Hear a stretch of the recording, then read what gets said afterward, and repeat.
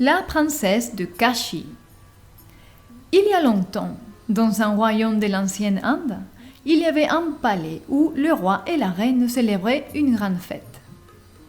Il était prévu une représentation de théâtre sur la princesse de Kashi. Kashi est un village ancien très vénéré en Inde. Ils avaient besoin d'une fille pour représenter le rôle de la princesse de Kashi, mais il n'y avait pas de fille. La reine avait, à ce jour-là, son fils de 5 ans d'une beauté fine, et la reine eut donc l'idée de le déguiser en princesse de Kashi pour passer la représentation théâtrale. Tellement beau et mignon était son fils déguisé en princesse que la reine demanda à ses peintres de réaliser un portrait de son fils déguisé en princesse de Kashi, juste comme un souvenir. Après, le tableau a été gardé et oublié dans une des chambres du palais. Des années après, le prince, qui avait une vingtaine d'années, se promenait dans les palais et visitait leurs chambres fermées. Il rentra dans la chambre où le tableau était gardé, et il le découvrit. Lorsqu'il regarda le portrait de la belle princesse de Kashi, qui était lui-même déguisé, le prince tomba immédiatement amoureux, et depuis ce jour-là, il ne put s'arrêter de penser à elle. Il était de plus en plus obsédé jusqu'au point qu'il tomba malade d'amour. Il était triste, découragé et démotivé. Le prince n'avait plus envie de sortir de son lit.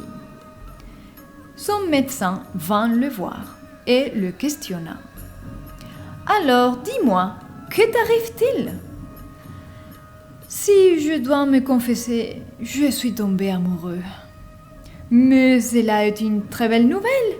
Qui est l'heureuse élue ?»« Je ne l'ai jamais rencontrée, mais je l'ai vue sur un portrait, et rien que de la regarder a éveillé en moi une inspiration mystique et un délice dans mon cœur.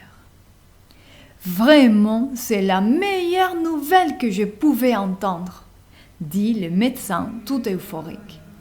Dis-moi, où as-tu vu son portrait ? J'ai découvert le tableau dans une des chambres du palais. Ah, elle est la princesse de Kashi. À ce moment-là, le médecin qui connaissait l'histoire changea radicalement d'humeur et dit au prince : « Mon enfant, il faut que je te dise une chose. » C'est alors qu'il raconta au prince la vraie histoire de la princesse de Kashi, de qui il était tombé amoureux de manière foudroyante. Fin du conte. Avec cette histoire, les maîtres veulent nous faire comprendre l'illusion romantique dans laquelle vivent la plupart des êtres humains. Ce que l'on appelle comme la moitié, l'âme sœur ou encore la flamme jumelle sont finalement des correspondances vibratoires entre les deux amoureux qui résonnent dans les plans énergétiques subtils. La clé qui va déterminer le type et la qualité de la relation amoureuse est le taux vibratoire partagé entre les amoureux. Dans une compréhension plus profonde, les maîtres nous montrent clairement l'illusion de la dualité et de la séparation.